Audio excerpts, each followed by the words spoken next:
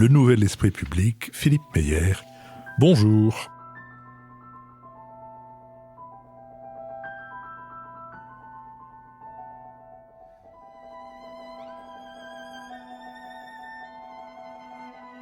Bonjour et merci de nous avoir rejoints pour cette première émission thématique de fin d'hiver et de début de printemps qui sera consacrée à l'Égypte et pour laquelle nous recevons Stéphane Lacroix. Stéphane Lacroix, bonjour. Bonjour. Stéphane Lacroix, vous êtes docteur en sciences politiques, vous avez obtenu 2 maîtrises, l'une en langue et civilisation arabe à l'INALCO et l'autre en mathématiques à l'université Paris 6. Vous avez reçu le prix de thèse de l'Association française de sciences sociales des religions, tantôt chercheur à l'université de Stanford, tantôt chercheur invité au Centre d'études et de documentation économique, juridique et sociale du Caire. Vous êtes aujourd'hui professeur associé à l'École des affaires internationales de Sciences Po et chercheur au CERI. Vous avez dirigé en 2015 la rédaction d'un ouvrage intitulé « L'Égypte en révolution », publié aux éditions des presses universitaires de France et rendant compte des différentes dynamiques en place dans la société égyptienne de l'après-Moubarak.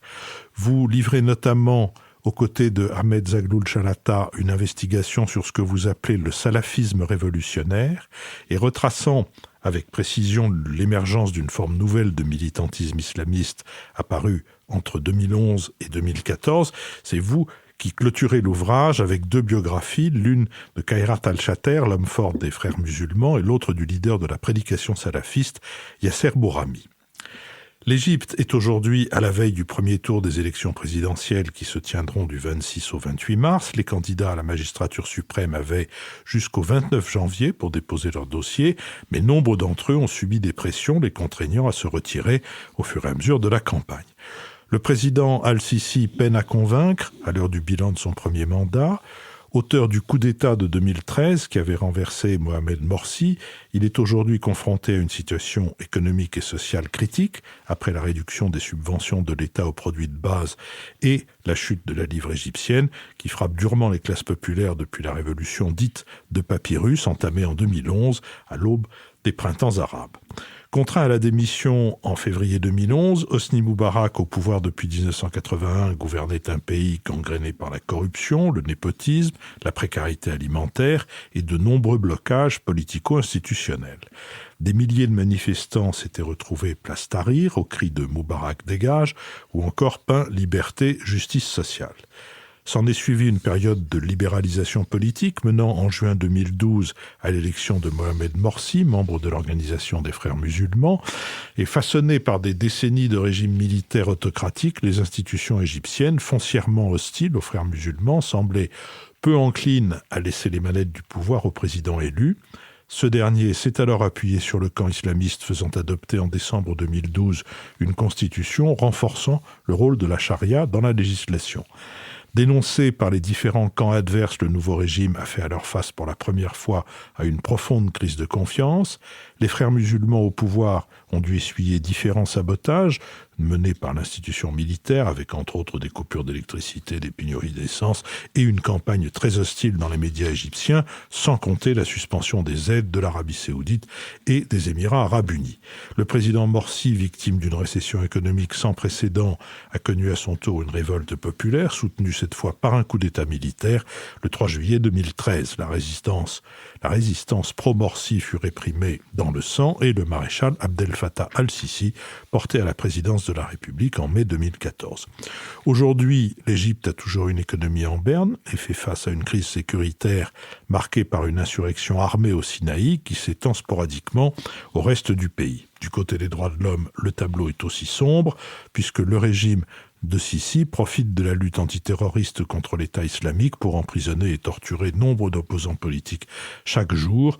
Amnesty International décrivait dans un récent rapport un climat politique délétère, je cite, « Avocats, journalistes, opposants politiques, militants, défenseurs des droits humains, aucune voix critique n'échappe à la répression massive des autorités égyptiennes qui continuent d'arrêter, de poursuivre ou d'emprisonner les personnes pour le simple exercice pacifique de leur droit à la liberté d'expression. » Stéphane Lacroix, avec Béatrice Gibelin, Nicole Niesotto et Marc-Olivier Padis, respectivement directrice de la revue Hérodote et de l'Institut français de géopolitique, professeur de la chaire d'Union européenne au Conservatoire national des arts et métiers et directeur des études à la Fondation Terra Nova. Nous allons vous interroger sur cette Égypte d'aujourd'hui. Béatrice Gibelin, je vous laisse commencer. C'est un des pays majeurs du monde arabe. Et on dit toujours que c'est même le cœur du monde arabe, à la croisée du Maghreb et du Mashrek. Une très très longue histoire qui a joué un rôle important dans la période contemporaine du monde arabe. Et la question qu'on peut se poser aujourd'hui, c'est comment et est-ce que l'Égypte pèse encore aujourd'hui dans la politique régionale ou dans la politique même dans la politique internationale. On a un peu l'impression que la situation interne est sans doute, telle que Philippe Meyer vient de la décrire, extrêmement grave. Je pense que on est sans doute à la veille de révoltes sociales importantes.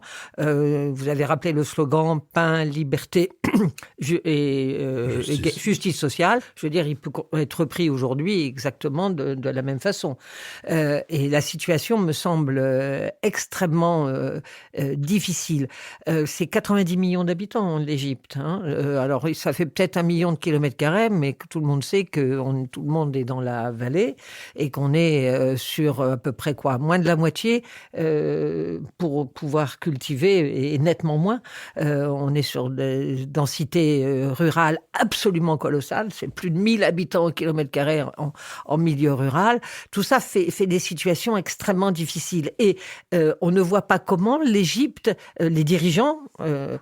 dont la compétence peut poser question, tout au moins, cette absence de débat possible, cette liquidation, au fond, d'une certaine façon, d'une classe moyenne qui pourrait jouer son rôle, ce retard dans l'éducation qui est quand même marquant aujourd'hui, y compris par rapport à d'autres pays arabes, fait que cette Égypte qui avait le rôle majeur dans l'histoire de la Ligue arabe à l'époque de Nasser, qui s'est petit à petit un peu dégradée à partir du moment où il y a eu la paix entre Israël et l'Égypte sous Sadat, qui a été mis au banc, évidemment, du monde arabe, mais qui petit à petit semblait retrouver sa place. Moi, j'ai l'impression qu'aujourd'hui, ce qu'on présentait comme j'allais dire, le grand État, je n'oserais forcément dire la puissance du monde arabe, est vraiment dans une situation de fragilité extrême. Stéphane Lacroix.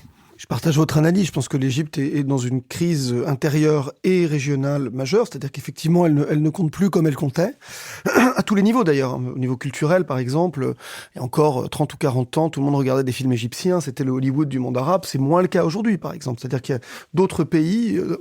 par ailleurs souvent aux marges du monde arabe, que ce soit au Maghreb ou dans le Golfe, qui ont pris une importance qu'ils n'avaient pas il y a 30 ou 40 ans, et qui sont en train d'un peu éclipser cette Égypte, qui continue de représenter malgré tout 30% des Arabes. 30% des Arabes sont égyptiens, donc ça donne quand même un poids démographique au pays qui est significatif. Mais c'est vrai que dans sa capacité à peser sur les équilibres régionaux, aujourd'hui, on peut s'interroger. D'ailleurs, c'est pas pour rien finalement qu'on voit aujourd'hui de nouveaux acteurs apparaître, précisément parce que l'Égypte est en recul, c'est-à-dire le fait qu'elle soit concentrée sur ses problèmes intérieurs, et ses problèmes intérieurs sont nombreux, et on y reviendra certainement, et vous les avez mentionnés, fait qu'aujourd'hui, elle a plus la capacité à être un acteur majeur de la région. Donc il y a un pays comme l'Arabie Saoudite, il y a le Qatar aussi qui s'est introduit dans la brèche à un moment, et finalement aujourd'hui, quand on pense aux pays qui sont en train d'être en compétition pour une sorte d'hégémonie sur la région, et en tout cas pour y exercer une influence, on pense Qatar, à l'Arabie Saoudite, on pense à la Turquie et à l'Iran, qui sont des pays non arabes, mais on pense de moins en moins à l'Égypte, qui effectivement aujourd'hui est très largement éclipsée. Donc c'est vrai que pour toutes ces raisons, c'est un pays qui aujourd'hui a beaucoup perdu. Alors c'est un pays qui a beaucoup perdu, mais à qui il reste un atout majeur, il le sait, c'est que il est, comme on dit en anglais, too big to fail. C'est-à-dire qu'en fait, tous ses voisins, malgré tout, le tiendront à bras-le-corps, parce que le cauchemar des Saoudiens, comme de leurs voisins du Golfe, comme de tous les voisins de l'Égypte en vérité, comme des États-Unis, comme des Européens, c'est que l'Égypte s'effondre. Et que du coup, c'est cette population de 90 millions. Alors, pour les Européens, ça va être la question des migrations qui va les obséder. Pour les Américains, ça va être la question d'Israël. La question d'Israël pouvant être aussi importante pour les Européens.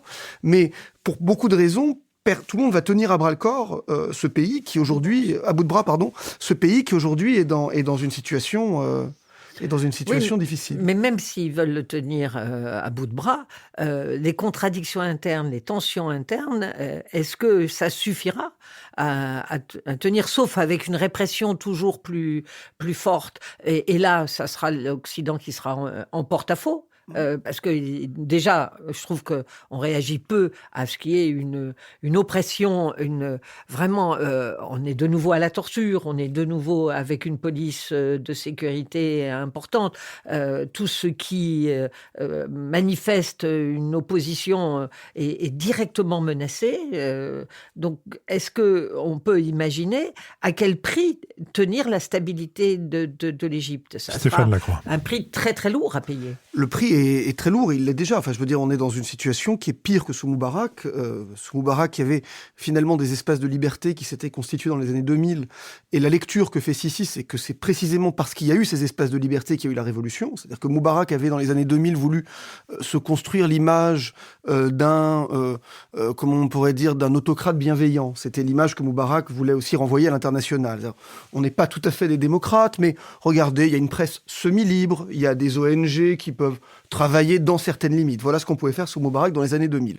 Et Moubarak considérait que c'était à son avantage à l'international parce que ça permettait, là encore, face à ses partenaires américains, occidentaux, de dire qu'il n'était pas un dictateur sanguinaire. Sisi, aujourd'hui, regarde ça et se dit c'est précisément parce qu'on a laissé ces espaces qui, à l'époque, semblaient anecdotiques, insignifiants. Mais c'est de là que s'est développé le mouvement révolutionnaire. Donc aujourd'hui, on est dans une stratégie de l'écrasement de la société, de la destruction systématique de toute alternative, même embryonnaire. La politique de Sisi, c'est la politique de la terre brûlée. C'est-à-dire, en fait, on ne laisse aucune option de rechange subsister. Et donc, dès lors, on a un régime, effectivement, qui tient très largement sur la peur, sur une rhétorique qui fonctionne bien, pas seulement d'ailleurs dans le monde arabe, qui est la rhétorique nationaliste avec parfois des accents, on pourrait dire fascistes. Toute comparaison n'est pas raison, mais enfin on a quelque chose comme ça en Égypte. C'est-à-dire que on vous explique en permanence sur les médias égyptiens et dans le discours du président que l'Égypte est victime d'un complot fomenté par l'étranger. Que ce complot, alors les étrangers, on va les arranger dans un ordre qui va déterminé par les circonstances. Donc l'ennemi, ça va être les Occidentaux, les frères musulmans.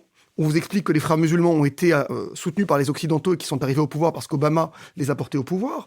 On va mettre derrière évidemment Israël, puisque dans toute bonne équation au Moyen-Orient, il faut qu'il y ait Israël qui fasse partie de la liste. On va rajouter l'Iran, on va rajouter... Et comme ça, le Qatar, évidemment, aujourd'hui, qui est vu comme étant lui aussi un ennemi.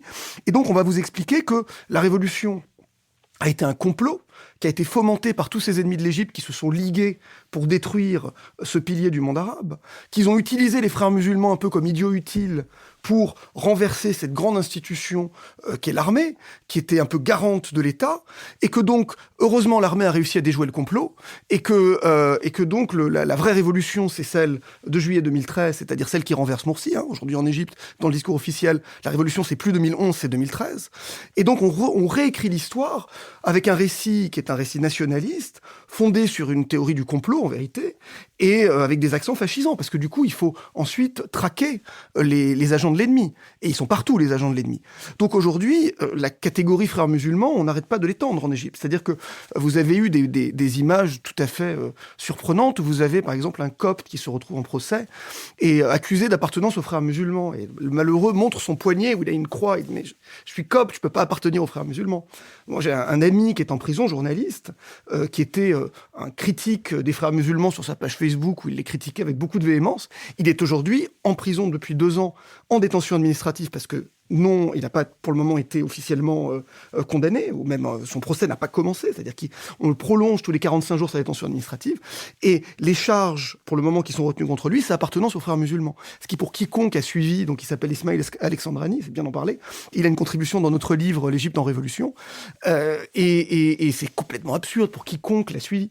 Donc aujourd'hui, on a l'impression que cette accusation d'appartenance aux frères musulmans, elle sert à agréger tous les ennemis qui, pour beaucoup, aujourd'hui, sont plus membres des frères musulmans, parce que l'organisation, aujourd'hui, elle est plus en capacité de mobiliser. Marc Lévy-Pallis. Oui, pour poursuivre sur les frères musulmans et disons même sur l'ensemble du paysage religieux sur le terrain interne, vous avez beaucoup travaillé sur le salafisme en Égypte et c'est particulièrement difficile de comprendre la position des salafistes après la Révolution puisqu'ils n'ont pas du tout soutenu en fait l'arrivée des frères musulmans au pouvoir, même s'ils ont voté pour la Constitution qui intégrait quand même des éléments qui les intéressaient. Mais comment est-ce que vous pourriez décrire cette opposition entre le mouvement salafiste et les frères musulmans? Quels sont les grands fondamentaux de leur positionnement respectif? Stéphane Lacroix. Alors c'est vraiment les deux grandes variétés de ce qu'on peut appeler l'islam politique, pour le dire vite, quoi. D'un côté, les frères musulmans, c'est un mouvement qui s'est construit dès le départ dans les années 1920 avec un projet politique. Ce qui compte pour les frères musulmans, c'est l'établissement de ce qu'ils appelaient un État islamique. Ils avaient un peu dilué le message après la Révolution. Ils parlaient alors d'État civil à référence islamique, mais l'idée, c'était quand même malgré tout d'islamiser l'État. C'était ça qui comptait pour les frères. Et donc, pour les frères musulmans, dès le départ, il y a l'idée de gouverner, qui est fondamentale dans le projet des frères, gouverner selon les principes de l'islam. Donc, dans le projet des frères, d'emblée, il y a la politique qui est centrale. Et les frères, en fait, depuis les années 30 ou 40, ont, chaque fois qu'ils ont pu le faire, participé aux jeux politiques. Ils avaient des députés au Parlement dès la période monarchique. Hassan al-Banna, le fondateur, s'était lui-même présenté aux élections. Donc, il y a le logiciel électoral chez les frères et la politique, c'est quelque chose qui est central et déterminant. La question religieuse, pour les frères, paradoxalement, et ça peut sembler bizarre, mais en vérité, elle est assez secondaire. C'est-à-dire que l'islam est plutôt un référent identitaire pour les frères qu'un ensemble de normes qu'il faudrait appliquer à la lettre. Les frères sont conservateurs, ils sont partisans d'un islam conservateur, mais finalement, pour eux, l'enjeu, c'est pas de redéfinir l'islam, c'est de redéfinir le politique. Pour les salafistes, c'est l'inverse. L'enjeu, il est religieux avant d'être politique. C'est-à-dire que les salafistes qui apparaissent en Égypte à peu près à la même époque d'ailleurs que les frères, au début du XXe siècle, pour eux, ce qui compte, c'est de promouvoir l'orthodoxie islamique face à ce qu'ils considèrent comme des pratiques islamiques déviantes. Et donc, salaf, ça veut dire justement authentique. Ce sont les ancêtres, les salafs, les premiers musulmans. Et donc, il faut prendre les premiers musulmans pour exemple et réintroduire dans la société les pratiques vertueuses qui étaient celles des premiers musulmans, disent les salafistes. En vérité, c'est une redéfinition de l'orthodoxie islamique sur des bases qui sont proches de ce qu'on peut, pour dire simplement, du wahhabisme saoudien, parce que l'inspiration, elle vient malgré tout de ce logiciel religieux-là. Et pour les salafistes, du coup, le travail va toujours se faire sur la société. C'est-à-dire que les salafistes ont toujours considéré que le politique n'était pas important. C'est-à-dire qu'en fait, une société, il pourrait y avoir de changements politiques que quand la société sera devenue vertueuse. Et comme la barre de la vertu pour les salafistes, elle est placée très haut, du coup, il n'est, pour les salafistes, pas intéressant de faire de la politique. Enfin, en tout cas, ça n'a aucun sens avant d'avoir transformé la société. Ce qui veut dire qu'au cours du XXe siècle, en fait, l'action des salafistes, elle a toujours été sur la société. Ils ont toujours refusé la politique, ils ont toujours considéré que la politique était une diversion par rapport à ce qui comptait vraiment. Il y a un cher salafiste, c'est 70, qui disait « La bonne politique, c'est d'abandonner la politique ». Et ça va être un peu ça, leur ligne directrice. Après la Révolution, paradoxalement, ils entrent en politique. Et tout le monde se dit « Tiens, il y a un deuxième parti islamiste ». En fait, moi, ce que j'analyse, c'est que les salafistes n'entrent pas en politique pour gouverner, ils entrent en politique pour constituer une sorte de lobby religieux qui leur permet de protéger leur présence sociale, en particulier leur présence dans les mosquées, et qui comprennent que dans la période révolutionnaire, si vous voulez protéger votre présence sociale et religieuse dans la société, vous avez besoin d'avoir un relais dans le champ politique qui n'est pas dès lors un parti politique comme les autres qui a vocation à gouverner, mais qui est une sorte de lobby religieux. Moi j'avais fait la comparaison avec les partis ultra-orthodoxes en Israël. Qu'est-ce que veulent les partis ultra-orthodoxes dans la politique israélienne? Ils veulent pas prendre le pouvoir, ils veulent avoir une capacité de blocage. C'est-à-dire, ils ont un bloc de voix qui vont négocier, et ce qu'ils disent, c'est 1, on a des privilèges de l'État israélien qu'on veut conserver, 2, on a notre présence, on a nos écoles, etc. On a donc les rabbins en particulier, ou les étudiants en religion en Israël bénéficient de la part de l'État de son de faveur. Donc, ce qui compte pour les partis ultra-orthodoxes, c'est de conserver ça, et même si possible de l'étendre, en vendant leur bloc électoral au plus offrant. C'est exactement ce que vont faire les salafistes. C'est-à-dire qu'en fait, ils entrent au Parlement et en vérité, ils vont faire des alliances qui sont parfois complètement contre nature a priori. Parce qu'en vérité, ils vont les faire chaque fois en se disant comment je maintiens ma présence sociale et qu'est-ce que je peux faire pour l'améliorer. Donc du coup, les frères musulmans sont des ennemis d'emblée, parce que les frères musulmans veulent prendre le pouvoir, et les salafistes craignent, s'ils prennent le pouvoir, ils vont aussi prendre le pouvoir sur les mosquées, donc nous prendre nos mosquées. Et pour les salafistes, les frères musulmans ne sont pas suffisamment conservateurs. Donc c'est un mauvais islam qui, d'une certaine manière, prendrait un ancrage dans le champ social et religieux et donc empiéterait sur nos parts de marché. Donc il va y avoir une opposition très franche aux frères musulmans. Et puis ensuite le soutien donc, au coup d'État pour la même raison. Où finalement, ils se disent on se débarrasse des frères musulmans. Donc d'une certaine manière, on élimine une menace pour notre présence sociale et religieuse. On fait alliance avec l'armée. L'armée aura besoin de nous, c'est ce que pensent les salafistes en 2013. L'armée aura besoin de nous parce qu'il aura besoin d'un allié religieux et donc on jouera ce rôle. Et donc du coup, en retour, les militaires nous délègueront le contrôle du champ religieux. Donc c'est pour ça qu'ils vont soutenir le coup d'État et c'est ce ils sont aujourd'hui encore au Parlement. Ils ont appelé à voter ici pour les élections à venir. Donc ils ne font pas l'objet de la même répression que les frères musulmans. Non, alors eux ils sont épargnés justement. Et le pouvoir a joué les uns contre les autres. C'est très classique dans le monde arabe de jouer les uns contre les autres. La plupart des régimes autoritaires de ces 30 dernières années dans le monde arabe ont joué les salafistes contre les frères musulmans. Parce qu'il y a cet antagonisme fondamental entre les deux, à la fois parce qu'ils ont une vision de l'islam qui n'est pas la même, je l'ai dit, à la fois parce qu'ils ont des projets qui ne sont pas les mêmes. Et donc, sous Moubarak, c'était déjà le cas en fait. Moubarak jouait déjà les salafistes contre les frères musulmans. Mais on peut penser à d'autres régimes. Kadhafi en Libye, on a eu un mouvement salafiste qui s'est développé en Libye pendant la période Kadhafi pour la même raison. Parce qu'en fait, la plupart des régimes autoritaires du monde arabe, ils ont peur des frères musulmans. Parce que les frères musulmans sont des acteurs politiques. Donc des acteurs qui les menacent directement. Parce que les salafistes sont des acteurs avant tout religieux, en tout cas que les pouvoirs les perçoivent comme tels, ils les perçoivent comme des alliés possibles pour se débarrasser de la première menace qui est celle des frères. Et c'est exactement ce qu'est en train de refaire Sisi aujourd'hui. Nicole Nisotto. Oui, mais justement, si les frères musulmans sont plus politiques que les salafistes, il est quand même intéressant de s'interroger sur l'échec politique des frères musulmans. Parce que quand même, l'Égypte est le seul pays, je crois, sous votre gouverne, dans lequel les islamistes sont arrivés au pouvoir par des élections parfaitement démocratiques. En 2012. En Tunisie aussi. En Tunisie aussi, c'est vrai. Mais en tout cas, en Égypte, l'élection... Et en Turquie, pourrait-on dire, et au Maroc. Oui. Il y a quand même d'autres exemples. Mais... Bon, en tout cas, les frères sont arrivés au pouvoir par les voies Ils démocratiques. sont arrivés seuls en Égypte. Parce que dans les autres pays, que ce soit la Tunisie ou le Maroc, effectivement, il y a des logiques d'alliance. Et ils n'ont pas tout le pouvoir. En Égypte, ils ont eu tout le pouvoir. Donc, ils arrivent au pouvoir en 2012.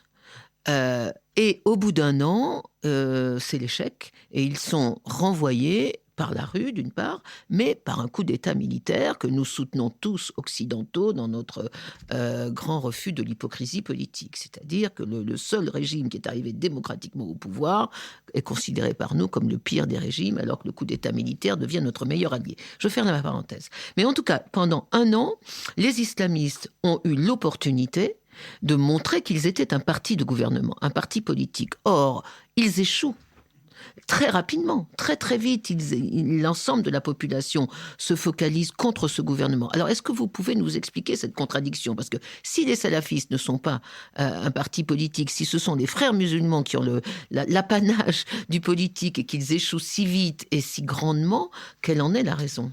Alors, Stéphane Lacroix. La raison, elle est multiple. Effectivement, les frères ont certainement pas une vision politique très claire, en vérité. C'est-à-dire qu'à force de répéter des slogans, ça fait presque 100 ans qu'ils répètent des slogans et qui... De cette manière, la blague en Égypte, c'était de dire que les frères savaient gagner les élections, mais ils savaient pas quoi faire ensuite. C'est-à-dire qu'ils avaient construit une machine électorale, en particulier, pendant toutes ces années, qui était extrêmement efficace et qui leur permettait de mobiliser la population pour obtenir des voix. Et ça s'est traduit par leur victoire. Mais que, une fois la victoire obtenue, effectivement, ils n'avaient pas une idée très claire de ce qu'ils voulaient. Ce qui est une bonne et une mauvaise nouvelle, c'est-à-dire qu'ils n'étaient pas malgré tout les idéologues que certains imaginaient non plus, parce qu'en vérité, ils se sont retrouvés complètement démunis. Ils ne sont pas arrivés avec un programme, un peu comme on pourrait imaginer dans la révolution islamique iranienne, où Khomeini avait déjà écrit, depuis le début des années 70, des livres sur ce qu'il appelait la gouvernance du juriste, et donc il avait une idée très claire du système qu'il voulait mettre en place. En vérité, les frères n'avaient pas d'idée très claire du système qu'ils voulaient mettre en place. Donc, très vite, effectivement, ils sont apparus comme des amateurs. Enfin, leur incompétence était relativement criante. Alors, c'est aussi parce qu'ils n'avaient jamais été associés au pouvoir d'une manière ou d'une autre. C'est-à-dire que les frères étaient des vrais outsiders. C'est-à-dire que c'était pas du tout, comme on peut l'imaginer dans nos démocraties à nous, une opposition qui a gouverné un moment, puis qui contrôle une partie des appareils de l'État indirectement. Enfin, je veux dire, il y a toujours un jeu de bascule dans les démocraties où finalement, tous les acteurs qui arrivent au pouvoir ont une expérience politique. Là, on est dans une situation où on a des gens qui arrivent, qui connaissent pas les codes. C'est-à-dire que toute une partie de la critique de Mursi va relever de ce qu'on pourrait appeler, en faisant un peu de marxisme, de la haine de classe. C'est-à-dire que Mursi, c'est pas s'habiller, vont dire ses détracteurs. Alors, regardez Moubarak, Suzanne Moubarak, quand même, elle avait la classe. Mursi, effectivement, il n'a pas la classe. Il a l'air d'un paysan du Delta. Effectivement, et c'est ce qu'il est. C'est-à-dire que brusquement, il y a, et ça va être insupportable aussi pour toute une partie de l'élite égyptienne, les paysans qui arrivent au pouvoir. C'est-à-dire des gens qui n'ont pas les codes, qui connaissent pas les codes de la bonne société égyptienne. Donc, effectivement, il y a tout ça, et par-delà les codes, je parle des codes vestimentaires, mais ils ne savent pas comment ça marche. Ils ne connaissent pas l'État, ils n'ont pas une idée très claire de ce qu'ils veulent. Et puis, face à tout ça, effectivement, il y a des logiques assez diaboliques qui vont se mettre en place. C'est-à-dire que d'un côté, Philippe Meyer l'a dit, ils vont se retrouver en fait dans la gueule du loup. C'est-à-dire que la révolution égyptienne, elle a fait tomber Moubarak, mais elle n'a pas fait tomber l'État égyptien. C'est-à-dire qu'en fait, tout ça est en vérité une vaste mascarade. C'est-à-dire que Moubarak a quitté le pouvoir, mais tout le système que Moubarak a construit reste en place en 2011. C'est-à-dire que l'appareil sécuritaire, qui était le vrai pouvoir sous Moubarak, n'a quasiment pas été touché. C'est-à-dire que Mursi se retrouve avec sous ses ordres théoriques des gens qui ont, pendant les dernières décennies, torturé du frère musulman à longueur de journée. Il se retrouve avec une constitution qui pour le moment n'est pas encore écrite, donc qui n'est pas encore la constitution ancienne. Et on va trouver des contradictions qui sont réelles. Une armée qui n'a pas été du tout épurée, il n'y a pas eu de purge ni rien. Donc il va se retrouver avec des militaires qui ont tous été nommés à leur poste par l'ancien régime. Enfin voilà, donc tout l'État est d'une certaine manière tenu par le camp adverse. Et Mursi, effectivement, va jouer une stratégie qui est une stratégie extrêmement dangereuse, qui est celle d'essayer de jouer la rhétorique islamique. C'est-à-dire, il va dire finalement, le seul moyen de se sortir de cette situation, on a face à soi cet État extrêmement fort dans ses structures, qui, de toute manière, ne nous veut pas, c'est de jouer l'islam contre l'État. Et donc il va effectivement, en particulier dans le cas de la Constitution, jouer l'islamisation de la Constitution. Il va chercher, mais ça c'est une erreur stratégique majeure des frères, qui va consister à essayer de chercher l'appui des salafistes, alors que les salafistes en vérité étaient leurs ennemis avant, vont être leurs ennemis après. Donc il va y avoir une lune de miel qui va être extrêmement courte, et les salafistes vont se retourner contre eux immédiatement. Donc ils vont chercher à faire des alliances autour de la question de l'islam, ce qui d'une certaine manière va d'abord pas être pérenne, parce que les salafistes, au bout du compte, ne les veulent pas. Et en plus, ça va ajouter à la méfiance de tous ceux qu'ils ont en face d'eux. Et en particulier de tous les révolutionnaires. Enfin, le drame de Mursi, d'une certaine manière, c'est qu'il va perdre les révolutionnaires. C'est-à-dire cette faction de gens qui étaient issus de la société civile, qui avaient été qui sont un peu la conscience de la transition politique, qui ont été ceux qui ont mobilisé en janvier 2011, qui d'une certaine manière, vont jamais vraiment se transformer en un parti politique, mais qui sont un peu les grandes figures de la révolution, ceux qui ont une autorité morale sur le processus, et qui tous, en fait, vont se retourner contre Mursi, en disant « il a trahi la révolution ». Et donc, d'une certaine manière, il va perdre ces gens-là aussi, et petit à petit, en fait, il va voir se constituer contre lui une coalition complètement disparate, qui va des anciens pro-Moubarak, de l'armée, jusqu'aux anciens révolutionnaires, en passant par les libéraux, les coptes aussi, qui vont être terrorisés par la rhétorique islamique de Mursi. Et donc, il va d'une certaine manière creuser sa propre tombe. Mais ce qui est intéressant, c'est de voir aussi que, je ne sais pas si les frères étaient programmés idéologiquement pour faire ça. C'est-à-dire que, en fait, ce qu'il faut voir, c'est que on a quelquefois tendance à donner trop d'importance à l'idéologie. C'est-à-dire que Ennahda en Tunisie part d'une idéologie qui est pas très différente en vérité. Et ce sont les circonstances politiques tunisiennes, le jeu des opportunités, des contraintes, des possibilités d'alliance, qui vont faire que ces mouvements, en fait, vont prendre une voie plutôt qu'une autre. De certaine manière, ce sont les démocraties qui font les démocrates et pas l'inverse. C'est-à-dire que je suis pas sûr qu'en 2011, en Égypte, il y ait beaucoup d'acteurs qui soient des démocrates convaincus, que ce soit dans le camp islamiste ou dans le camp d'en face. La démocratie en Égypte aurait pu advenir si il y avait eu un équilibre suffisamment, un équilibre possible entre les uns et les autres. C'est-à-dire que si les uns et les autres doivent reconnaître qu'ils doivent s'entendre et faire des compromis pour coexister, parce que l'un ne peut pas l'emporter par la force sur l'autre, la démocratie aurait pu advenir et les frères musulmans auraient pu modérer leur idéologie. Mais précisément parce que d'emblée, on est dans une logique d'affrontement, les frères musulmans vont transformer l'islam en une rhétorique d'affrontement. Mais pour moi, là encore, c'était pas quelque chose qui était écrit dans l'idéologie des frères. Sur la question que vous venez d'évoquer, si on prend les salafistes et les frères musulmans, qu'est-ce qui, dans leur comportement, pèse le plus? Est-ce que c'est l'appartenance à une internationale, si je puis dire, ou est-ce que c'est la nationalité des frères musulmans en Égypte ou dans les autres pays et des salafistes là où ils sont? Et quelle est la différence entre y a-t-il une différence d'ailleurs entre les uns et les autres sur ce plan-là? C'est-à-dire évidemment, ce sont des mouvements qui se réclament de l'islam. Donc l'islam est par nature transnational. Et donc, effectivement, ce sont des mouvements qui vont faire des références à l'Oumma, c'est-à-dire la communauté des musulmans. Donc, effectivement, les salafistes se réclament d'une idée qui n'existe pas qu'en Égypte, mais dont, évidemment, d'ailleurs, l'origine est plutôt en Arabie Saoudite. Donc, par nature, ils ont des liens transnationaux. Les frères musulmans, eux, ils appartiennent à une confrérie qui a des branches à travers toute la région, et pas seulement, d'ailleurs, au-delà de la région. Et effectivement, c'est-à-dire quelque chose qui va aujourd'hui être utilisé contre les frères musulmans par le nouveau régime, dans la rhétorique de l'ennemi. C'est-à-dire que les frères musulmans sont des traîtres à la nation égyptienne, parce que d'une certaine manière, parce qu'ils sont transnationaux, ils n'ont pas à cœur les intérêts de la nation égyptienne. Et en particulier, ce que va raconter l'appareil sécuritaire via des médias qui lui étaient affiliés sous Morsi, c'est que Morsi veut donner le Sinaï aux Palestiniens et veut donner le sud de l'Égypte au Soudan. Et c'est absolument faux, mais ça va faire partie des rumeurs qu'on va faire circuler contre Morsi, avec cette idée que parce que Morsi est un frère musulman, il n'a pas à cœur la nation égyptienne, et donc il est prêt à brader le territoire. Et donc, de cette manière, on va jouer le nationalisme contre l'islamisme. Et ça va être un peu ça la ressource de Sisi jusqu'à aujourd'hui. On joue, parce que le nationalisme, ça marche malgré tout. C'est-à-dire qu'il y a deux grands référents idéologiques possibles, c'est le nationalisme et l'islamisme en vérité. Et donc, c'est l'un qu'on va jouer contre l'autre. Mais pour revenir sur les frères musulmans, donc d'un côté, effectivement, il y a ces références transnationales. En vérité, malgré tout, on a quand même des acteurs qui sont très égyptiens. Quand Morsi arrive au pouvoir, à aucun moment, il ne dit on va faire comme à l'époque de Nasser. Hein. Vous vous souvenez qu'en 58, entre 58 et 61, l'Égypte avait fusionné avec la Syrie. Hein, il y a eu 3 ans où il y a 2 États, en plus des États qui n'avaient pas de frontières communes. Donc on est quand même dans une fusion assez curieuse et assez unique dans l'histoire. Vous avez 2 pays qui sont avec 500 km... On essayait de refaire Saladin dans cette affaire-là.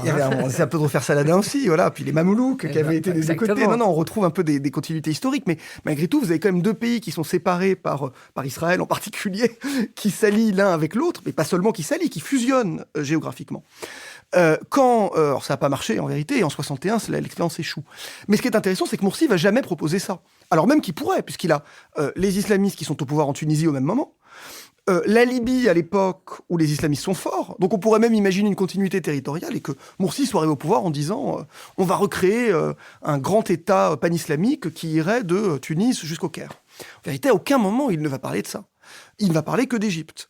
Donc pour moi, effectivement, ce sont des acteurs qui, de fait, sont intégrés dans les jeux politiques locaux, qui continuent d'avoir des références transnationales, mais pour moi, il ne faut pas les exagérer, quoi. J'ai souvent, pour expliquer, on est plus dans l'international socialiste que dans le Comintern avec les frères musulmans. C'est-à-dire que c'est pas souvent cette idée c'est pas une organisation qui est gérée par un centre qui donne des ordres aux uns et aux autres selon un projet qui est cohérent entre les différentes branches. En fait, chacun fait ce qu'il veut. Et on le voit aujourd'hui, en vérité, ils ont fait des choix politiques très différents. Il y a beaucoup de guéguerres internes entre frères musulmans des différents pays. Donc on est quand même dans quelque chose qui ressemble beaucoup plus à l'international socialiste. C'est-à-dire on se réclame d'un même référent au sens général, mais en vérité, ce qu'on va faire dire à ce référent dans les différents pays est quand même assez différent. Béatrice Gibelin. Oui, je reviens sur ce que vous avez dit. Au fond, les frères musulmans se sont retrouvés sans prise de contrôle sur l'État, puisque rien n'avait bougé. Et ce qui me frappe sur l'Égypte, et vous confirmerez ou pas, c'est qu'on est même dans un État extrêmement centralisé, c'est-à-dire que tout se passe au Caire, et qu'il n'y a aucun relais véritablement régional ou local. Il n'y a pas de maire, il n'y a pas de... la municipalité, ça n'existe pas vraiment. Et que, y compris dans cette configuration si particulière de l'oasis, enfin du ruban, très peu large, hein, c'est quoi? On est à 30 km ou 40 mais guère beaucoup plus, et sur effectivement plus de quelques centaines de kilomètres du nord au sud. Et cette absence de relais et cette centralisation extrême qui correspond aussi avec une situation qui n'est absolument pas démocratique, mais sans être même démocratique, on pourrait avoir un appareil d'État avec des préfets ou les gouverneurs. Il y a les gouverneurs. Oui, mais les gouverneurs, sont pour la plupart des militaires. Des militaires, donc c'est en fait seule l'armée qui tient véritablement l'ensemble de l'Égypte. Et de ce fait, arriver au pouvoir de façon démocratique, comme le rappelait Nicole, ne les met absolument pas dans une situation où ça puisse véritablement s'exercer. Et donc, cette situation militaire, elle est quand même particulière, parce qu'en Tunisie, c'était pas l'armée, c'était la police. Bourguiba ne voulait pas d'une armée puissante. Ça a été, au fond, la grande chance de la Tunisie. On sera d'accord là-dessus. Deuxième élément qui a été important dans la différence entre Égypte et Tunisie, c'est qu'en Tunisie, et là je reviens sur ce que disait Nicole, il y a vraiment une société civile avec une classe moyenne. Il y a des gens qui se sont mobilisés contre la constitution que voulait faire Enarda, par exemple. Bon, hommes compris d'ailleurs, c'était pas qu'une affaire de femmes. Donc là, il y a eu des réactions. Tandis qu'en Égypte, comme on a véritablement jouer, au fond, un développement à l'occidental de façon un peu individualiste, où les gens, une petite classe s'est enrichie et puis les autres sont restés dans une grande pauvreté. Quelle est la part, au fond, d'une société civile égyptienne aujourd'hui, parce qu'il y a quand même des intellectuels, il y a quand même des grands écrivains, il y a quand même quelque chose, et je pense à ce noyau-là qui a été peut-être un des ferments possibles de ce qui s'est passé sur la place Tahrir, et ça, c'est extrêmement important. Est-ce que on peut voir là-dedans, si vous voulez, un embryon, et je le souhaite, c'est peut-être prendre mes désirs pour des réalités, un embryon de ce qui pourrait être ressurgir si on ne le liquide pas totalement avec une armée toute puissante telle qu'on l'a aujourd'hui. Stéphane Lacroix. Sur la toute-puissance de l'armée, je suis tout à fait d'accord avec vous. D'ailleurs, certains font le parallèle jusqu'à l'époque mamelouk. Mon collègue Jean-Pierre Philu parle ce qu'il appelle les néo-mamelouks. Ça, je suis pas tout à fait d'accord avec lui. Il est dans la continuité historique. C'est vrai que l'Égypte, en tout cas, a toujours été gouvernée par un pouvoir centralisateur extrêmement fort, souvent militaire, donc une forme de continuité historique. C'est vrai. Par ailleurs, sur la société civile, la société civile égyptienne était assez développée. Elle était effectivement en Tunisie. La grande différence, c'est que la Tunisie avait un syndicat en particulier qui était extrêmement fort et présent sur tout le territoire. Et quand même aussi un niveau d'éducation qui n'est pas comparable. Le niveau d'éducation n'est pas comparable. Mais en Égypte, vous aviez malgré tout... sans la société civile, il n'y aurait pas eu la place Tahrir. Et quelquefois, ce type de mouvement, en fait, quand on regarde la généalogie de la révolution égyptienne, on voit qu'en vérité... En fait, il ne faut pas grand monde pour faire une révolution. Pour le dire, révolution, c'est toujours le peuple uni, etc. En vérité, la révolution égyptienne, vous avez 10 000 personnes qui vont faire basculer les choses. Qu'est-ce qui se passe le 25 janvier 2011 ?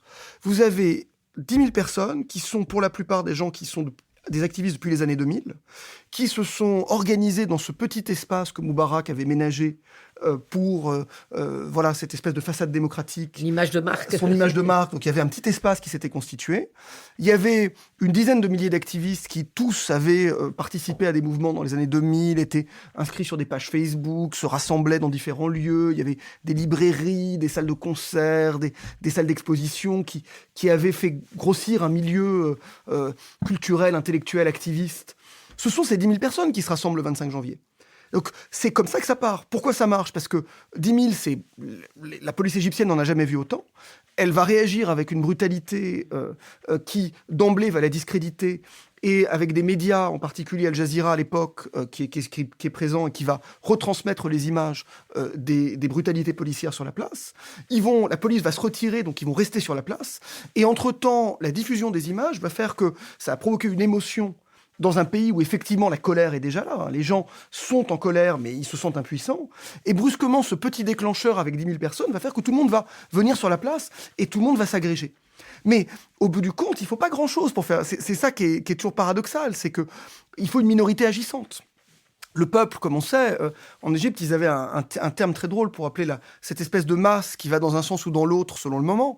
Ils appelaient ça le Hizb al-Kanaba, le parti du canapé. C'est-à-dire ceux qui sont sur leur canapé et qui regardent la télévision et qui attendent de voir si ça penche pour Moubarak ou ça penche pour la révolution.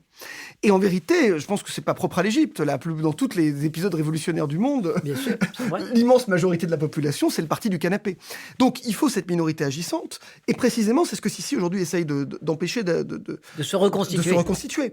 Donc c'est pour ça qu'aujourd'hui, on a parfois l'impression, on se dit, mais ils ont peur de quoi ? C'est-à-dire que là, par exemple, avant le 25 janvier, donc c'était le 7e anniversaire de la Révolution, où les années précédentes, il y avait quelques centaines de gens qui se rassemblaient sur la place Tahrir, qui généralement se faisaient tirer dessus à balles réelles. La répression était d'une violence. Cette année, il n'y a eu personne. Mais ce qui est tout à fait étonnant, c'est que dans les semaines qui précèdent, tous les appartements du centre du Caire, où on sait qu'il y a des jeunes qui potentiellement ont l'âge et le profil pour être des activistes, ont été perquisitionnés par la police. Donc, avec des gens qui... une attaque préventive d'une certaine manière de la police contre la société civile, alors même qu'il y a quasiment plus de société civile. Donc on se dit, pourquoi vont-ils si loin ? Et moi, mon interprétation, c'est ça. C'est qu'en vérité, ils ont compris comment 2011 avait marché. Il faut pas grand monde. Donc effectivement, aujourd'hui, on a du mal à voir... Et puis il y a ce phénomène de l'exil, quoi. C'est tout à fait dramatique. Mais aujourd'hui, les Égyptiens sont en train de partir, toute l'élite intellectuelle égyptienne est en train de partir en masse du pays. Moi, je sais que les derniers amis égyptiens que j'ai qui sont encore sur place, chaque fois qu'on communique, ils me disent « Mais comment je fais pour sortir ?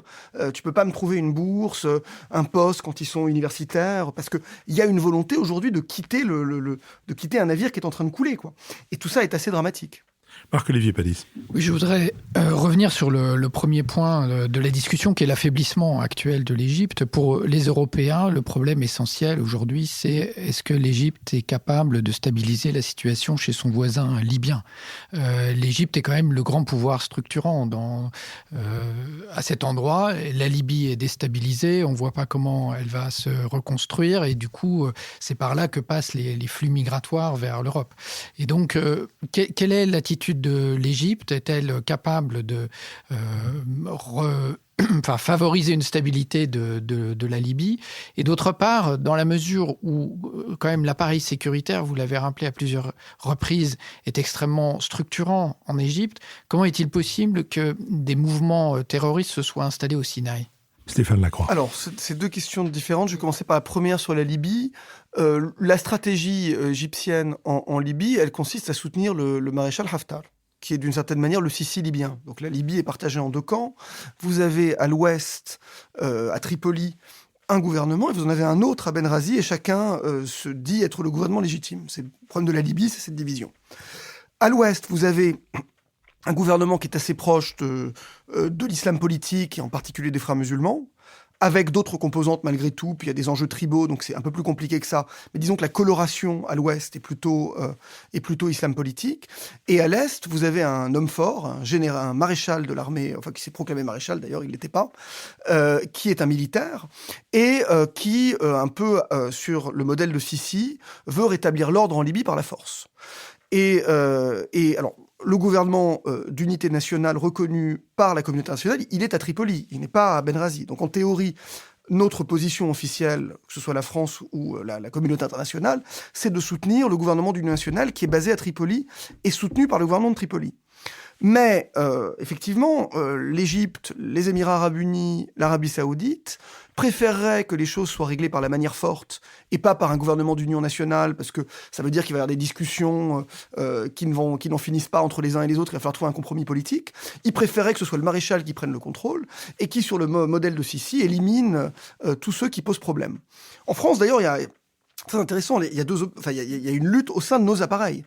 Le Quai d'Orsay soutient le gouvernement du national, mais la DGSE française travaille étroitement à Benghazi avec le maréchal Haftar. Donc on voit que même nos propres appareils sont divisés sur la question. Sisi, il a choisi, puisque Haftar, d'une certaine manière, c'est son double libyen. Donc il soutient son double libyen. Moi, personnellement, je ne pense pas que ça contribue à la solution. J'ai tendance à penser que ça contribue plutôt à faire durer la guerre. C'est-à-dire que la Libye, c'est un cas compliqué, mais c'est un cas où, à mon avis, une solution politique est possible. Il va falloir du temps. C'est-à-dire que vous avez deux camps, effectivement, qu'il va falloir réconcilier. Mais on n'est pas dans une situation à la syrienne en Libye. Il n'y a pas un régime au milieu qui possède les armes et qui bombarde une population. Vous avez deux camps qui se sont constitués dans l'après-2011, et l'idée, c'est de trouver une forme de réconciliation politique entre ces deux camps. Et ça implique effectivement un investissement diplomatique, ça prend du temps, c'est compliqué, alors on s'impatiente, on considère que quand même, effectivement, la Libye, il faudrait que ça se stabilise. Mais je ne crois pas que la manière de Haftar, qui consiste à utiliser la manière forte, et donc à faire la guerre au camp d'en face avec l'argent des Émirats arabes unis et de l'Arabie saoudite et avec le soutien militaire de l'Égypte soit la meilleure solution, personnellement. Donc je considère, moi, que la politique de Sisi en Libye ne contribue pas à régler la question. Pour ce qui est du Sinaï est une vieille affaire, puisque donc il a été occupé par Israël jusqu'à la paix israélo-égyptienne de Camp David.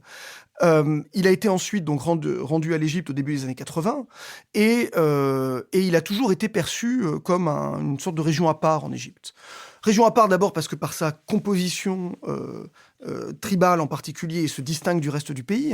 Le Sinaï ressemble beaucoup plus à la Jordanie ou au nord de l'Arabie saoudite qu'au reste de l'Égypte. Les tribus du Sinaï, quand on voit le dialecte qu'ils parlent en particulier, ça ressemble beaucoup plus à du jordanien ou au dialecte qu'on parle au nord de l'Arabie saoudite que dans le reste de l'Égypte. Il y a eu cette occupation israélienne qui fait que le Sinaï a toujours été vu comme une région un peu à part, en particulier parce que après la récupération du Sinaï par l'Égypte, il y avait cette peur au Caire que les tribus du Sinaï aient été retournées par Israël et soient devenues en fait des agents israéliens. Donc la région a toujours été vue avec un mélange de mépris parce que c'était des tribus, de méfiance parce qu'ils avaient été occupés par Israël, et donc d'une certaine manière ils ont toujours été négligés par l'État central. Le Sinaï est sous-développé par rapport au reste de l'Égypte. Du coup, les tribus après après le début des années 80 et donc le retour à l'Égypte, elles ont surtout vécu de contrebande et de trafic divers. Donc il y a une sorte de culture un peu de non-droit qui est un peu celle qui s'est répandue au Sinaï. Et donc, c'est un lieu où l'autorité de l'État égyptien s'est jamais véritablement exercée non plus, quoi. Donc, on est dans quelque chose où, d'une certaine manière, il y avait un ferment d'emblée pour l'implantation de groupes hostiles à l'État. Parce que les populations étaient hostiles à l'État, parce que ce sont des populations qui vivent de trafic en tout genre et donc qui ont d'une certaine manière l'expérience de l'illégalité. Et donc, pour un mouvement djihadiste qui veut s'implanter, c'est un cadre idéal. Et donc, c'est effectivement, on est pour toutes ces raisons que le Sinaï est devenu, depuis les années 2000 en fait, la base du mouvement djihadiste égyptien. Ça date d'avant la révolution égyptienne. Ça s'est développé considérablement aujourd'hui. Et puis, l'armée égyptienne aujourd'hui, là encore, Sisi est un militaire, donc dès qu'il a un problème, il tape. C'est ce qu'il fait en Libye, c'est ce qu'il fait avec la société civile, c'est ce qu'il fait dans le Sinaï. Or, quand vous êtes dans une société tribale, en fait, taper se retourne facilement contre vous. Parce qu'il y a justement ces liens qui sont extrêmement forts. Il y a la question du prix du sang. Si vous avez tué un membre de la tribu doit venger la mort de celui qui a été tué. Et donc, quand l'armée égyptienne répond aux attaques de l'État islamique en bombardant par les airs des villages entiers, en vérité, elle retourne ce qui pouvait rester de la population qui pouvait lui être favorable contre elle. Et donc finalement, aujourd'hui, vous êtes dans une situation où, pour moi, l'Égypte a perdu le contrôle du Sinaï, objectivement. Aujourd'hui, elle traite le Sinaï comme c'est un territoire occupé, enfin d'une certaine manière, le Sinaï. En tout cas, la population, et donc l'armée, est perçue par les gens du Sinaï comme une force d'occupation. Et donc tout ça, évidemment, c'est un cercle vicieux qui n'est pas prêt de se clore. Nicole Nisotto. Oui, on a envie de vous demander, mais à la fin de l'émission, on le fera peut-être, comment tout cela va mal finir, parce qu'on ne voit pas très bien des pistes positives. Mais avant, je voudrais revenir sur cette marginalisation de l'Égypte comme puissance régionale. On l'a dit, Béatrice Gilpin en a parlé au début. Dans les années 80-90, il y avait un problème structurant qui était le conflit israélo-palestinien et un pays clé qui était l'Égypte. Aujourd'hui, dans les années 2010, il y a un problème structurant qui est plutôt l'Iran et des pays clés qui sont l'Arabie saoudite, Israël et d'autres. Du coup, il y a effectivement marginalisation de la puissance égyptienne, mais aussi, surtout, marginalisation du problème palestinien dont tout le monde se moque aujourd'hui. Il n'y a pas un seul État en Europe et dans les pays arabes qui s'intéresse à la cause palestinienne.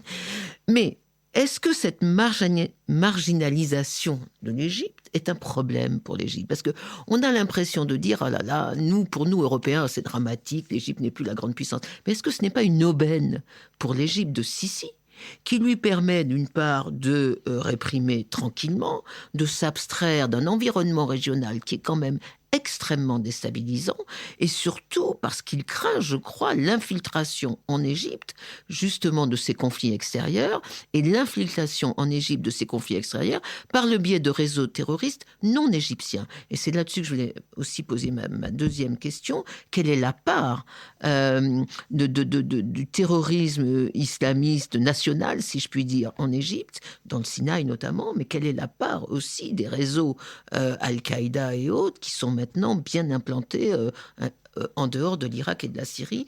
Est-ce qu'il n'y a pas là un élément quand même de déstabilisation possible du régime? Vous avez dit marginalisation, mais vous aviez pensé maréchalisation, en fait, en hommage au maréchal Sissi, Stéphane Lacroix. Mais bon, cette marginalisation, je pense qu'elle pose problème à l'Égypte, parce que dans ce discours nationaliste, précisément, qui est celui du maréchal, il est difficile d'admettre qu'on est un pays qui est devenu un pays marginal dans la région. Donc on ne peut pas l'admettre. Les Égyptiens, de toute façon, se refuseront toujours à admettre quelque chose de ce genre. Donc effectivement, ça pose problème. Et quand Sissi se retrouve dans des situations comme lorsque les Saoudiens exigent de lui qu'il donne ces 2 îles, vous vous souvenez de l'histoire des 2 îles, Tiran et Sanafir, qui sont 2 îles qui sont au milieu de la mer Rouge, entre l'Arabie Saoudite et l'Égypte, qui appartenaient à l'Égypte et dont l'Arabie Saoudite a demandé la rétrocession en arguant qu'elles avaient été saoudiennes avant d'être égyptiennes. Et le maréchal a dû s'exécuter parce que l'Arabie Saoudite, depuis le coup d'État de juillet 2013, a donné 20 à 25 milliards de dollars à l'Égypte. Donc, de cette manière, il est redevable, il ne pouvait pas dire non. Sur ce genre de questions qui montrent clairement que l'Égypte, aujourd'hui, est devenu un pays qui n'a même plus les moyens de protéger son territoire et qui, du coup, se fait prendre son territoire par ses voisins. Tout ça, je crois que sur le plan symbolique, ça a été un coup extrêmement fort pour Sissi. Et jusqu'à aujourd'hui, on en entend parler. Les activistes ont mobilisé sur la question de Tiran et Sanafir parce que précisément, ça remettait en cause tout cet édifice rhétorique nationaliste. Comment on peut être le défenseur de la nation égyptienne et faire précisément ce qu'on reprochait à Morsi, c'est-à-dire donner des morceaux du territoire aux voisins. Donc, tout ça pour dire que je pense que c'est un problème pour l'Égypte qu'elle soit dans cette situation aujourd'hui de domination par ses voisins, que ce soit les voisins du Golfe, ou la relation avec Israël aussi, où la relation avec Israël aujourd'hui est extrêmement bonne, mais ça pose aussi un problème pour Sissi, parce que ça commence à se voir en vérité qu'il a de très bonnes relations avec Israël. Et Moubarak avait de bonnes relations avec Israël, mais il faisait semblant que ça se voit pas trop. Enfin, oui, mais ils vont plus être les seuls aussi à avoir de bonnes relations avec Israël. Ça va changer quand même un peu. Les Saoudiens... Mais voilà, tout ça fait malgré tout que l'Égypte n'apparaît plus comme étant le pays qui prend l'initiative. On a l'impression qu'il est à la remorque des Israéliens, des Saoudiens. Et je pense que dans cette logique de rhétorique nationaliste, ça pose problème. Pour votre deuxième question, alors, on a en Égypte une présence d'Al-Qaïda qui est ancienne. Le chef d'Al-Qaïda est égyptien. Ayman al-Zawahiri, c'est un Égyptien qui fait partie de la première génération des mouvements djihadistes en Égypte qui était déjà actifs dans les années 70. Un des théoriciens était bien égyptien. Alors, Saïd Qutb, en plus, qui était avant lui, était égyptien. Donc, il y a toujours eu... Le djihadisme a toujours été présent en Égypte. Il y a toujours les Égyptiens ont joué un rôle dans le mouvement djihadiste transnational depuis longtemps. Maintenant, toute une partie de la violence qu'on voit depuis 2013, elle est générée par des causes internes. Elle n'est pas importée de l'étranger. Elle est le produit de frustrations politiques internes. Maintenant, c'est vrai qu'il va y avoir des liens qui vont se faire avec l'étranger, parce que on le voit par exemple au Sinaï, où le groupe qui était actif au Sinaï jusqu'en 2014 s'appelait Ansar Beit el-Maqdis. C'était un groupe égyptien qui s'était constitué au Sinaï. Ansar Beit el-Maqdis, ça veut dire les partisans de Jérusalem, parce qu'ils étaient localisés au Sinaï, ils avaient une rhétorique de libération de Jérusalem, puisque c'est pas très loin géographiquement. En 2014, ils prennent l'étiquette État islamique. Donc ils vont se rallier à l'État islamique. 2014, c'est l'époque où l'État islamique remporte des succès, c'est la prise de Mossoul. Et donc c'est le moment où, de certaine manière, la marque État islamique devient attractive sur le marché du djihadisme transnational. Donc ils prennent la marque en 2014. Et il va y avoir des échanges, mais qui vont rester assez limités en vérité. L'État islamique va mettre à leur disposition des compétences techniques, en particulier sur la production de vidéos. C'est-à-dire que l'État islamique, ils ont un département média qui est assez efficace. Et donc, on va voir les vidéos de ce groupe djihadiste au Sinaï qui deviennent de bien meilleure qualité après son ralliement à l'État islamique, parce que ce sont visiblement les gens du département média de l'État islamique qui maintenant montent les vidéos. Et donc, c'est quand même... on a beaucoup parlé à l'époque de ces montages hollywoodiens, de ces vidéos de l'État islamique qui, justement, reprennent un peu tous les codes du cinéma d'action américain. Donc, on va retrouver ces choses-là qui n'étaient pas présentes auparavant. Mais en termes d'échanges humains, il n'y a pas grand-chose en vérité. C'est-à-dire que l'Égypte, pour un étranger qui voudrait y faire le djihad, c'est quasiment impénétrable. Puisque le pays, malgré tout, est contrôlé, enfin, pas rentré par les aéroports, parce que le pays est contrôlé par l'armée, et vous prenez un risque majeur si vous êtes djihadiste syrien ou autre en entrant par l'aéroport. Et le Sinaï, vous avez une frontière qui n'est pas très facile à traverser, qui est Israël, et puis vous pourriez passer par la mer, par la Jordanie ou l'Arabie Saoudite, mais enfin c'est un peu compliqué, il y a les bateaux égyptiens qui patrouillent. Dans le meilleur des... Le seul endroit où il y a un lien, c'est Gaza, où il y a effectivement par les tunnels des Palestiniens qui passent. Il y a eu des Palestiniens, il y a eu des échanges entre le djihadisme au Sinaï et les mouvements djihadistes à Gaza, qui étaient d'ailleurs souvent des mouvements djihadistes en lutte contre le Hamas. Donc c'était pas le Hamas, mais c'était plutôt ceux qui étaient à la droite du Hamas et qui accusaient le Hamas de ne pas être assez radical. Donc, mais en vérité, pour conclure sur votre question, les combattants sont tous égyptiens, ou à 95% égyptiens. Ceux qui sont arrivés de l'étranger sont arrivés au compte-gouttes. Alors, il y a une autre question qui est la question libyenne aussi, puisque donc avec le chaos dans l'Est libyen, il y a des Égyptiens qui passent, mais c'est plutôt des armes qui traversent, et c'est plutôt la Libye qui va servir de base arrière à des Égyptiens, que des Libyens qui vont traverser la frontière pour aller faire le djihad en Égypte. Donc, voilà, on est quand même dans une question qui reste essentiellement égypto-égyptienne, même si les étiquettes peuvent être transnationales. Stéphane Lacroix, nous arrivons malheureusement à la fin de cette émission. Je crois qu'on ne peut pas la terminer sans vous poser une question sur la situation des Coptes aujourd'hui en Égypte. Alors les Coptes sont organisés derrière Tawadros, qui est le pape de l'Église copte, qui donc tient sa communauté un peu d'une main de fer. Hein. C'était l'héritage de Shenouda, son prédécesseur, qui avait voulu organiser les Coptes un peu comme une communauté soudée, hiérarchisée, etc. Donc c'est vrai qu'il y a le pape continue d'avoir une autorité sur sa communauté. Et le choix du pape a été de soutenir Sisi d'emblée et d'en être l'un des soutiens les plus fervents. Alors ça, c'était lié au fait qu'évidemment, les Coptes étaient inquiets après la Révolution globalement, même s'il y avait beaucoup de Coptes qui avaient participé initialement à la Révolution, mais les Coptes avaient ensuite senti qu'avec la montée en particulier, que ce soit des frères musulmans ou des salafistes, le climat était pas tout à fait propice à une reconnaissance du pluralisme religieux qu'ils appellent de leur vœu. Donc effectivement, tout ça les avait beaucoup inquiétés. L'arrivée au pouvoir de Morsi avait fini de les inquiéter. Et donc, Tawadros, au nom de la communauté copte, a choisi d'apporter un soutien franc et sincère au maréchal. Et depuis, c'est toujours le cas. C'est-à-dire que les Coptes restent un des soutiens fervents du régime, en considérant que, d'une certaine manière, c'est un régime qui les protège. En vérité, les Coptes sont pas tellement protégés par le régime. Quand on regarde ce qui se passe concrètement sur le terrain, on voit que les discriminations contre les Coptes sont à peu près du même niveau que ce qu'elles étaient avant la Révolution, mais en fait, pendant toute la période révolutionnaire. Enfin, il y a une discrimination structurelle contre les Coptes, contre laquelle le nouveau régime ne fait strictement rien. Donc des Coptes qui se retrouvent en procès pour insulte à la religion, parce qu'il y a eu un Copte, je sais pas, qui a dit telle ou telle chose, qui a été mal comprise par un musulman qui va dire « il a insulté ma religion ». Généralement, les Coptes perdent dans les tribunaux quand ils sont accusés d'insulte à la religion. Quand il y a des conflits entre Coptes et musulmans dans des villages, en particulier en Haute-Égypte, généralement, l'État donne raison aux musulmans plutôt qu'aux Coptes. Et ça, c'est quelque chose qui, en vérité, est au-delà de toute la rhétorique de Sisi, parce que Sisi va aussi utiliser ça pour dire à ses partenaires occidentaux je protège les minorités, un peu. On sait comment les dictateurs de cette région savent instrumentaliser les minorités pour convaincre les Occidentaux de les soutenir. En vérité, sur le terrain, la situation des Coptes s'est pas tellement améliorée. Maintenant, je pense que les Coptes ont été tellement traumatisés qu'une partie d'entre eux, la majorité d'entre eux, continuent de soutenir Sisi. Mais c'est vrai que on a du mal à comprendre en vérité pourquoi ils le soutiennent. Alors, ils le soutiennent par peur de quelque chose qui serait serait pire. mais c'est vrai que quand on regarde concrètement le bilan de Sisi sur la question copte, on comprend pas bien pourquoi Sisi serait particulièrement favorable aux Coptes.